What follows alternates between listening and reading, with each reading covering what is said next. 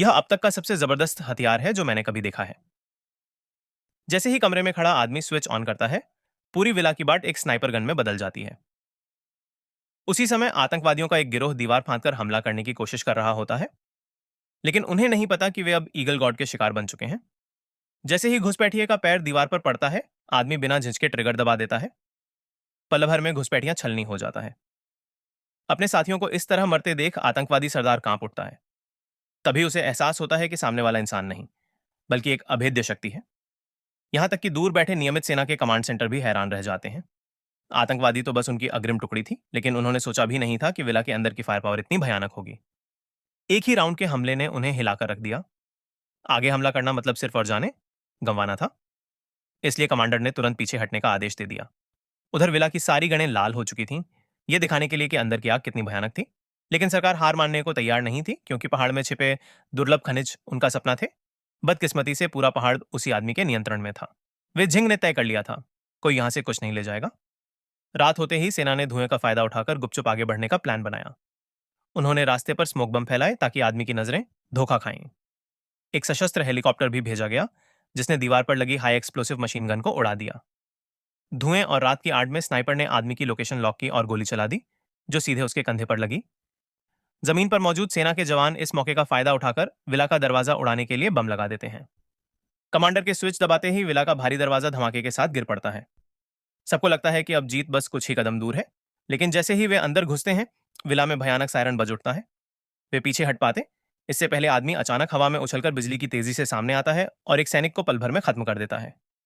इसके बाद वह बर्फ के ढेर पर स्टाइलिश तरीके से गिरता है। उसका अंदाज और आत्मविश्वास देखने लायक था। फिर वह एक शानदार मूव में एक गुंडे को लात मारकर गिराता है, उड़ते उड़ते AK-47 पकड़ लेता है और पूरी दुश्मन टुकड़ी पर गोलियां बरसाने लगता है। गोलियों की बारिश रोकने के लिए वह एक सैनिक को ढाल की तरह पकड़ लेता है, जो जल्द ही गोलियों से छलनी हो जाता है। उसी समय एक विस्फोट पूरे इलाके को धुएं से भर देता है और आदमी गायब हो जाता है। कुछ ही पलों बाद वह एक ढाल के साथ सामने आता है। सब दंग रह जाते हैं। एक सैनिक को वह एक ही मुक्के में उड़ाता है, जमीन तक फट जाती है। फिर एक शॉटगन उठाकर अगले हमलावरों को धूल चटा देता है। भागने की कोशिश कर रहा नेता भी शॉटगन के वार से गिर पड़ता है। अगले ही सेकंड आदमी उसके सीने पर पैर रखकर ग्रेनेड का पिन खींचता है और उसे नेता के मुंह में ठूंस कर उड़ा देता है। तभी हेलीकॉप्टर से गेटलिंग गन उस पर गोलियां बरसाने लगती हैं, लेकिन आदमी अपनी शॉटगन से सारी गोलियां रोक देता है। जैसे ही गन रीलोड के लिए रुकी, सबकी आंखें फटी रह गईं।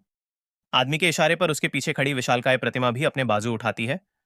उसके हाथों से आग और गोलियां बरसने लगती हैं और प्रतिमा की उंगलियों से एक साथ 10 हाई एक्सप्लोसिव गन फायर होती हैं। जमीन पर मौजूद सैनिक और कमांड सेंटर कुछ भी समझ नहीं पाते। उन पर गोलियां और बम बारिश की तरह गिरते हैं। पल भर में पूरा दस्ते का दस्ते राख हो जाता है।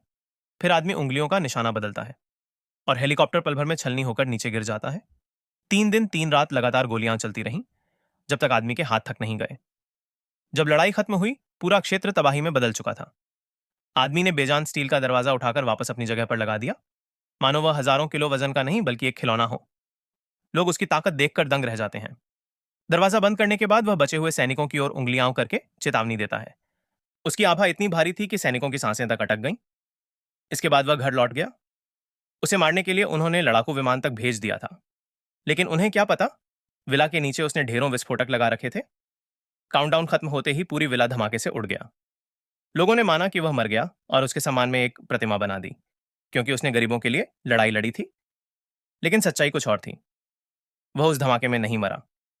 वह डेनमार्क पहुंच चुका था, जहां उसकी वर्षों पुरानी अपनी सेना मौजूद थी। यहीं फिल्म खत्म होती है।